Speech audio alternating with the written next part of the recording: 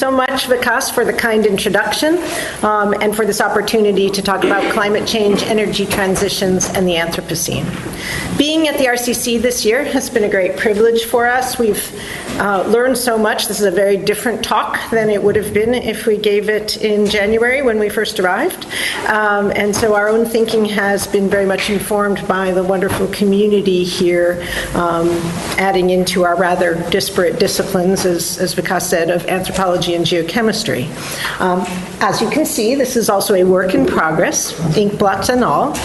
So in bringing you into our collaborative project today, we're taking a somewhat unorthodox approach. Hold on to your hats, enjoy the ride, while we address the ways that we might respond to decarbonization as posed by global climate change. We take two primary answers that we will consider, one looking to the technical limits of the system, and one considering the wide range of experiences and representations from the numeric and narrative to the visual and dynamic that we can use to make sense of and give value to the various opportunities before us. So in case there was any question, you are here, right here in the Anthropocene and there as well. So here's the situation. We are part of a problem, we are part of a system in which anthropogenic, it's a problem too, but that's not where we're going first. We're part of a system in which anthropogenic climate change is happening, and we need to move to a lower carbon society that limits global temperature rise to 2 degrees.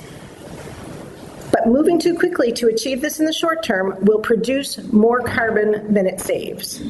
So for this reason, we need to find optimal technologies and rates of change to meet the goals and avoid the feedback loops in the system that would create a bigger carbon problem than we already have. So we want to look at this fundamental problem in a bunch of ways. And Carrick's going to start in. I get the control. You get the control. Okay, so I want to go out to the broad scale and just define the problem. And one simple way to pose the problem is from a paper by Thomas Stocker from 2013. And so in the context of the Paris Agreement, if you actually wanted to limit global warming to 1.5 degrees C overall, what this is saying is that to do so, you would have to reduce carbon emissions globally by 10% per year, starting in about 2020. Now, a lot of people think that's impossible. If you want to limit to 2 degrees C, which is slightly more realistic, what this is saying is that you have to start reducing about 3% of carbon emissions per year starting in 2020. So that's one way to pose the problem, 3% per year, starting in 2020. And so what does that mean? To do that, we would have to get rid of about 100 gigawatts. That's about 100 average nuclear reactors of electrical power from coal-fired power plants every year, starting in 2020. So how can we do that? Can we do that? What can we do? What remains possible? Basically, these technologies that we have to use to do that for reasons we'll get to shortly. And the reason it's that simple is that if you have a long time before you have to meet some goal, like in 2020, you can grow at a relatively low rate, a low slope. But as time passes, and time has been passing, to meet the same goal, you have to, of course, grow faster. And so we're getting closer and closer to a deadline, which means that we have to grow faster and faster to meet it. Keep going 2 places. So here's the problem. If we focus, in this case, on photovoltaics, just as one example, but the reasoning applies to all these technologies, because you have to invest energy in making these things before they produce energy, there's a timing effect. So if we take, say, the blue line here, if you grow slowly, like here is 0.2 is 20% per year, you can't make that many photovoltaics that you can use to displace carbon emissions. So this is the maximum amount of carbon emissions you can displace by applying photovoltaics. But the same is true that if you grow faster and faster, you reach a maximum. And then if you grow too fast, you have to invest more energy in making photovoltaics than you get back from the photovoltaics you've made. So then the industry becomes a carbon producer, not a carbon avoider. So there's an optimum, right? So there's the right rate, the right rate of growth. And then there's a lot of other factors, like how sunny is the place. In Germany, we have capacity factors of under 12%. Whereas in certain places in California, we have capacity factors of over 20%. And that has a disproportionate impact on how much carbon you can avoid emitting with the photovoltaics. But then as the technology gets better, we kind of move up the possibilities here. But on the other hand, if we wait, this is showing that if we were here at a high growth rate and a capacity factor of 18%, if you wait a year to start growing, you lose the ability to avoid that much carbon emissions. So technology pushes us up, but then every year we wait brings us back down. So we're part of a dynamic system, and we've got to figure out the right scale, the right sites as well.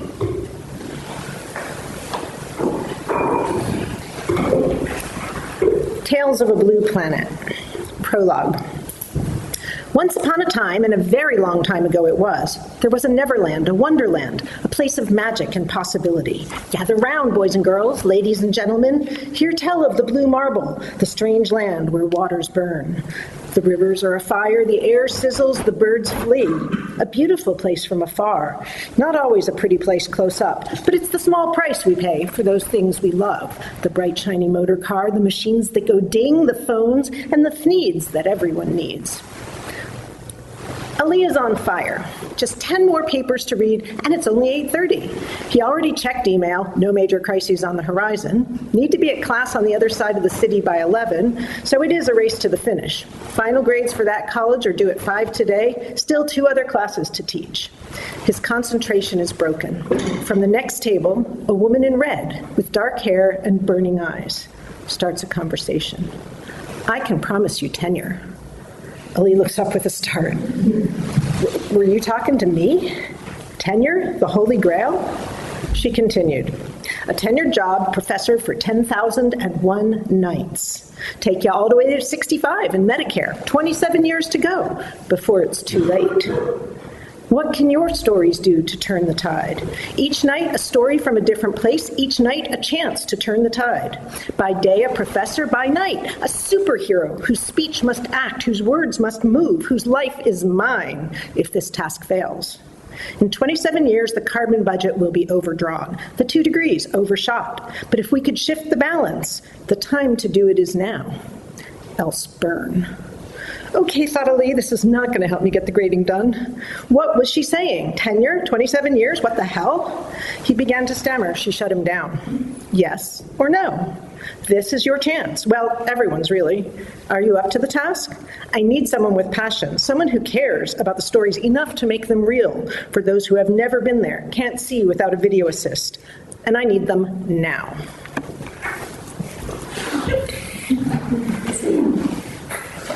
So, I have to switch out. Oops, what happened? Okay. So, before we saw a static picture of the blue marble of the Earth, but it sometimes helps to have a moving picture, a video assist, as Sarah said. And this is a website that's showing data compiled from NASA, from National Oceanic and Atmospheric Administration, and other agencies worldwide, and plotted so you can see wind direction and speed globally, wherever you want. And you can plot other things as well. So we can go and look at, oh no.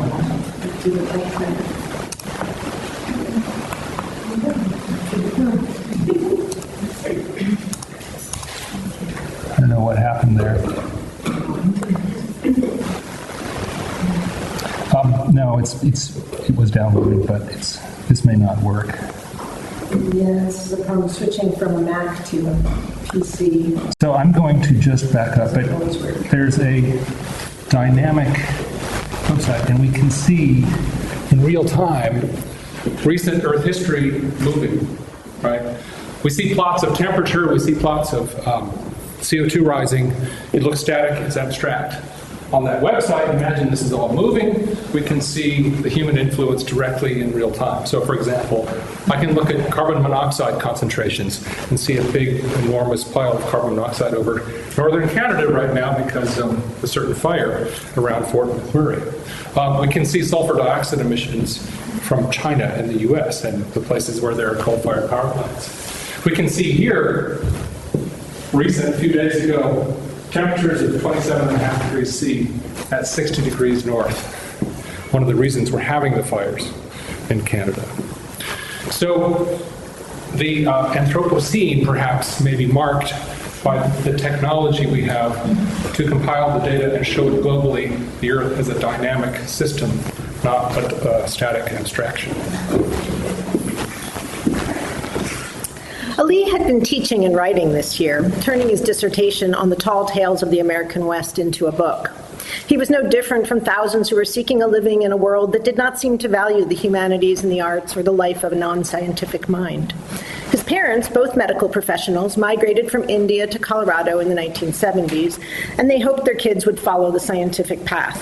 His sister, an engineer, had done so, but he was a bit of a cipher to them all. Who would choose the life of an itinerant scholar and bard when a prestigious and lucrative job could be had so much more easily? Okay, could you run that by me again? 2 degrees, 27 years, burn? The woman in red tapped her fingernails on the cafe table. Have you paid attention to the news at all for decades? Climate change, the Anthropocene, humans wreaking havoc with the planet. Had you noticed? So wrapped up in your stories of times past that you can't think about the present or the future? Well, not like you're unusual, I guess. No one has time for the future, barely time for the now, so who can blame them? Or you. All right, one more time, slowly. I need a storyteller. For the next 10,001 nights, 27 years, give or take, in exchange, stability. A tenured job at the university of your choice, a reasonable teaching load, time for research. But the stories must be told every night, and they must be heard widely. Social media, radio, live, you pick the medium. But it must be relentless. People need to hear, learn to listen, swallow the stories whole and become them. Stories of people and the planet they inhabit. Stories of community and of change. Stories of glaciers and trees, of beaches and bears, of seasons and stars. Collaboration and discovery, magic and memory, life and death. The usual. What'll it be? Such a chance doesn't come up every day. True, said Ali faintly, his mind buzzing with her words. Yes. A hoarse whisper, then louder, affirming, yes. She smiled at him with something in her eye that he couldn't quite place. Concern? Sadness? Hope? Perhaps he was imagining it all. Tomorrow, 9 a.m. sharp, we'll finalize the plan. She dropped a business card on the table, and as he was scanning it, she disappeared. Mother Earth Enterprises, Gaia. Life in the Anthropocene. Ali stood on the sidewalk, a bit dazed. A lot had happened in the past 24 hours, and he wasn't sure he had really quite processed it. He had a week's grace before the stories must start, and they must be every day. 7 billion people, 10,000 stories, plus one, she said. You will not lack. The first thing he figured was to start defining the problem. That's how he approached his teaching, what he told his students to help them write their essays. Okay then, the problem, climate change. Humanity becoming a geologic force, the so-called Anthropocene. What did he really know about that? Ali vaguely remembered that there had been a big global meeting in Paris last year, COP21, I think it said on the news. Perhaps he could get his sister, the engineer, to explain it to him. She was working on something about carbon capture and storage.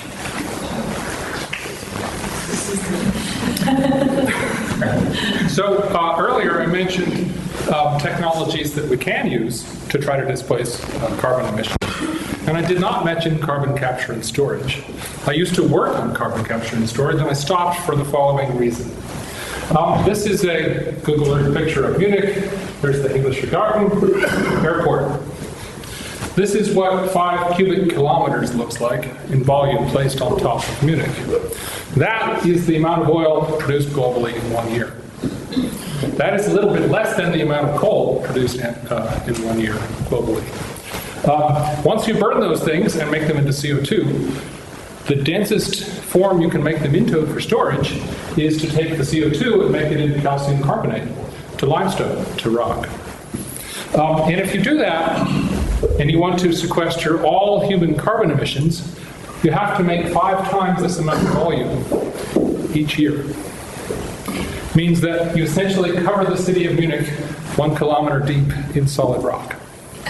That's 1 year's human carbon emissions. That's the size of the problem. And today's carbon capture and storage industry captures such a minuscule amount of that it's pretty much irrelevant. So I concluded that this is never going to grow fast enough, soon enough to matter. So it's one of the technologies that simply cannot grow fast enough to matter in the long run.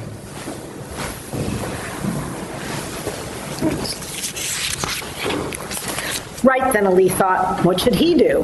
What was his role in all of this? And why had Gaia chosen him? This new tenure-track job at Wittenberg University would start in a month, and he had to move to Ohio after final exams ended next week. The drive east would be a good time to take stock. His brain raced ahead. Yes, there was the scientific description of what was happening, how the planet was heating, how humans had caused these effects. But clearly the stakes, as Gaia said, were high. Climate change and its consequences are problems that must be addressed by all of us, not only the scientists. Artists, film people, storytellers, historians, observers of cultures and communities, practices and values, all needed to join the chorus. Maybe he would even find Chakrabarty's 4 theses taped to his new office door at Wittenberg. A few words of lecture from one of his graduate courses came back to him. For it is in the structures and agencies of social systems that the changes we need must be enacted. It was just words then. Ali had really not cared about such theoretical issues himself. He was far more interested in hearing and telling the tales, making the stories come alive. But he did realize that the ways our communities and societies are glued together shape questions of inequality and gender, of refugees and citizenship, of poverty and violence. And these different structures and institutions are tied directly to the environmental conditions where they are located. Ali thought about his friend Sarah, who had studied in a remote community in the Swiss Alps. After years of research on water, weather, and climate, she asked the people what would happen if and when they had no more water coming down from the glaciers. The answer? We'll move. It had depressed Sarah at the time, and Ali could see why. The top of the watershed was the best hope we had. It didn't get any better when you went down the mountain. He thought about the TV news. Refugees from Syria coming into Europe, something about a drought. Politics, yes, but also environmental disasters. Everything was connected, all part of the same system. He thought of his parents, also immigrants, and how they had come to the U.S., made a life in 2 cultures. What to do in the face of such problems? Though she was a medical doctor, Ali's mother thought a little yoga could solve just about everything. Well, it couldn't hurt. So, what to do indeed? There is doing nothing. That's kind of the U.S. response generally. There are the endless feedback loops, policies, strategies, etc. And then there's the always excellent advice to just breathe. Okay, stand up. I actually mean this. Stand up. You're scholars. You're all about the research, right? Okay, your shoulders up, back, and down. Feel your feet rooted to the ground. Breathe in and feel your rib cage expand. When was the last time you did that, To actually breathe and make some space. In the tradition of Hatha Yoga, this is called Tadasana. It's the mountain pose. You're rooted in the land. Breathe. Again, feel the air going down to your toes. Feel the connection to the ground. Raise your shoulders, move them back and down again. Make space to fill your lungs with as much air as you can. Now let it out slowly. It's a very small practice, but it changes everything. You feel different now, and most importantly, you've consciously experienced a direct connection to the non-human world that we rarely appreciate. You can sit down now. So hold on to that thought and that feeling, that experiential knowledge that you just acquired. For many, this action may seem a little touchy-feely, outside your comfort zone, and yet, instead, you might simply take it as a moment of empirical confirmation of your own inextricable link with the larger social ecological system. An experiment, really, easily repeated in the undeniable reality of being citizens of planet Earth. All right. So I was speaking with someone at an exhibition in Oroville in South India outside Pondicherry about all the bad news that he was presenting, and I asked him if there was any good news.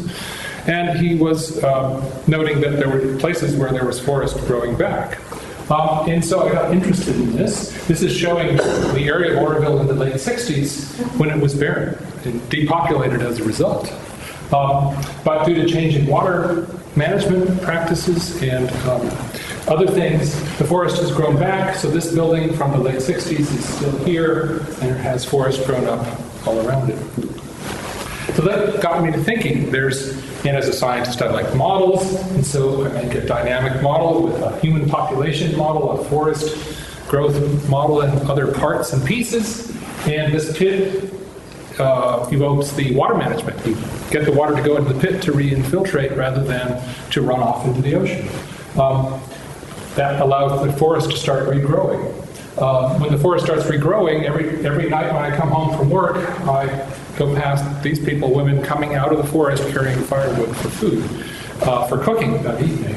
But at the same time, people are using propane to cook in some places, and more recently, biogas reactors. There are 5 million of these in India now, where the food waste from a small restaurant here goes into this reactor, and gas comes out for cooking at the restaurant, and that decreases pressure on the forest firewood. So I'm not going to run the model dynamically, but it's being said that the forest goes away until we change water management practices, get more efficient wood stoves, we get biogas, and we allow people to come back and the forest to come back at the same time. But it's part of a dynamic system. More efficient wood stoves like this produce a lot less black carbon soot that contributes to climate change and also to severe health impacts, mainly on women and children. So there are other parts of the system as well. Some of the new stoves are made out of local materials. So there are these interactions between parts of the system at the regional scale, which are very important, which we'll come back to later.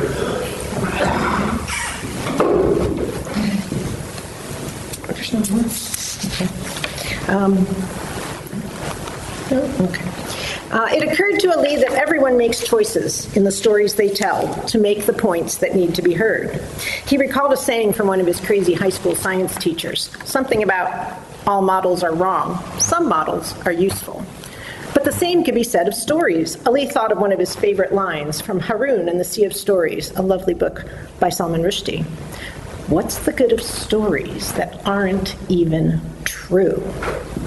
But the stories we tell can offer insight into how we frame and engage problems and what kinds of solutions we seek. These storyscapes give us a sense of the terrain we inhabit and create through our narratives, traversing nations and political regimes, minds and manners.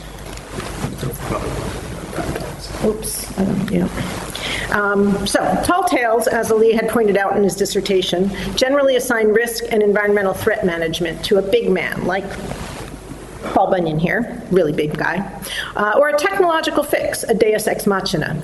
The assumption is that someone or something external to the local community will solve the problem, make things right, conquer nature. Paul Bunyan and other heroes of the American tall tale were able to take nature by her horns, wrestle her into submission. This American can-do attitude regarding our relationship with non-human nature wasn't limited to folklore, though. Ali thought of a trip he had made to Laramie, Wyoming, to visit a high school friend a few years back. Above the doors to the University of Wyoming's engineering building, his friend showed him the motto engraved in stone: "Strive on, the control of nature is won, not given." So there's a widespread narrative, a widespread myth that many of us believe in, that is that there will be some new technology, a savior technology that comes along and solves our climate problems and other problems.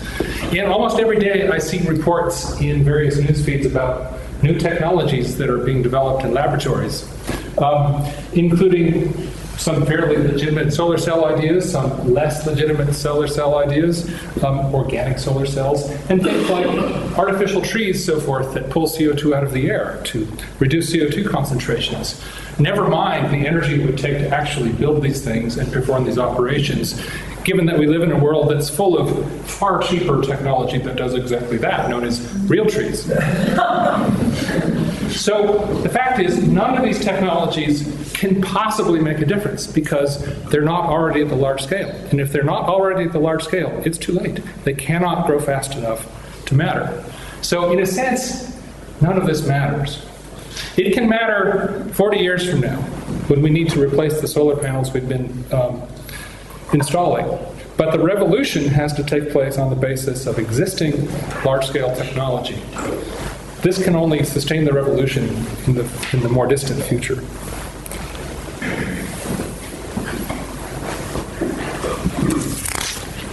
Krishna, where are you? Come out right now, you little rascal. Your brother says you've been eating dirt again. Is that true? Open your mouth immediately. I know you're hiding it in there.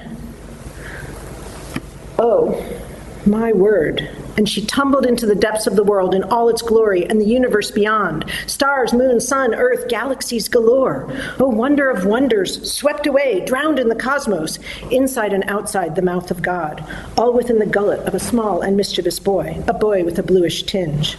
God on earth, earth in God. We are all the same star stuff, dust to dust.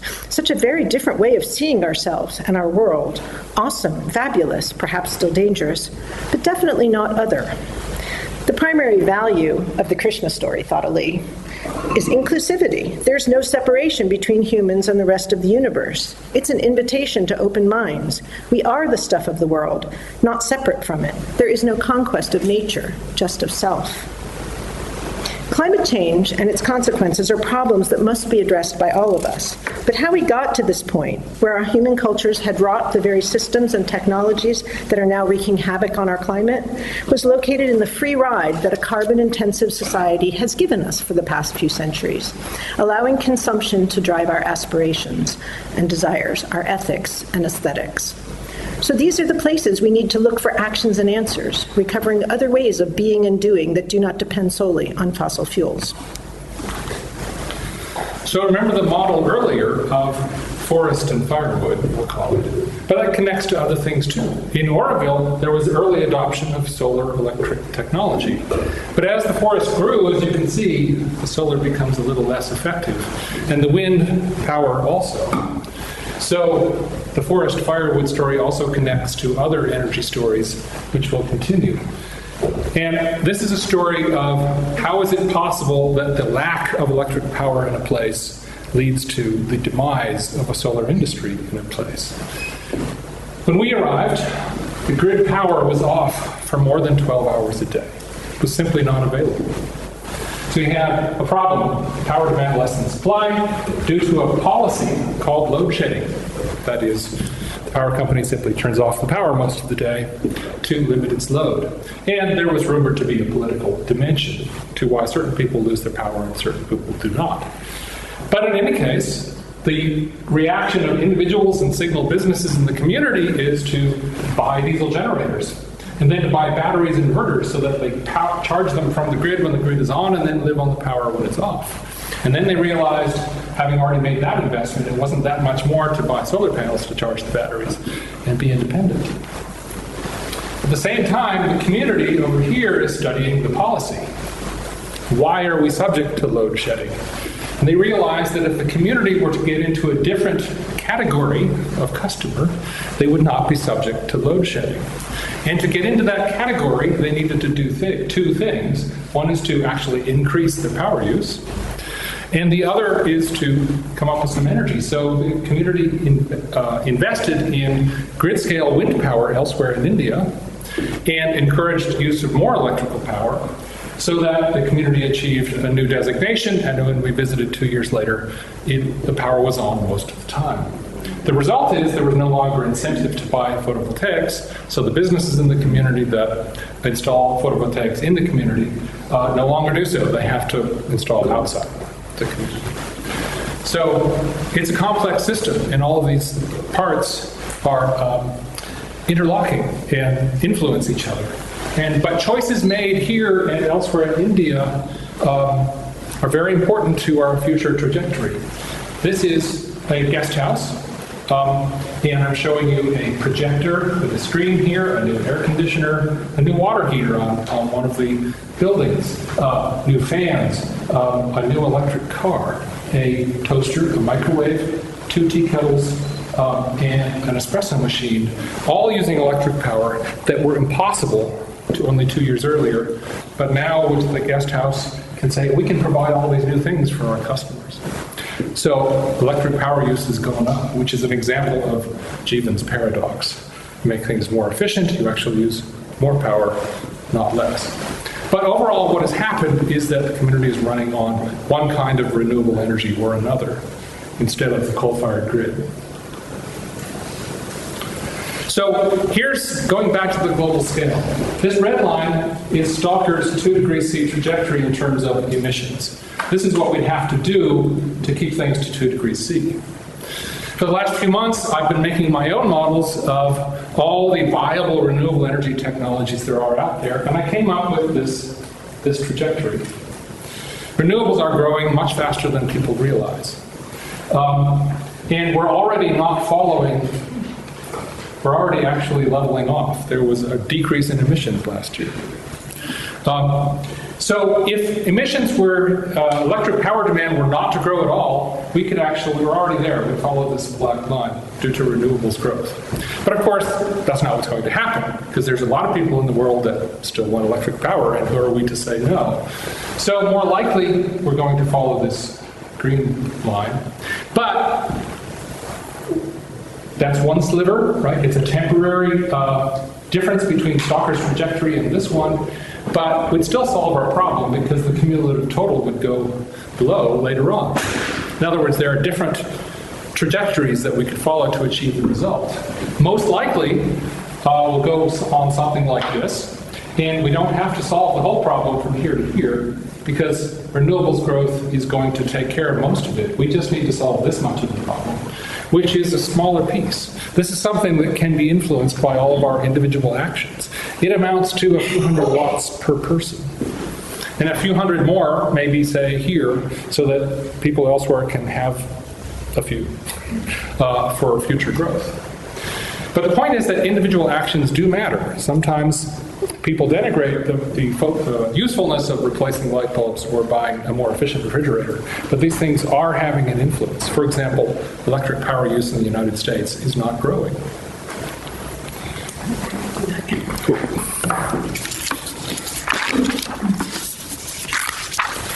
So, commencement.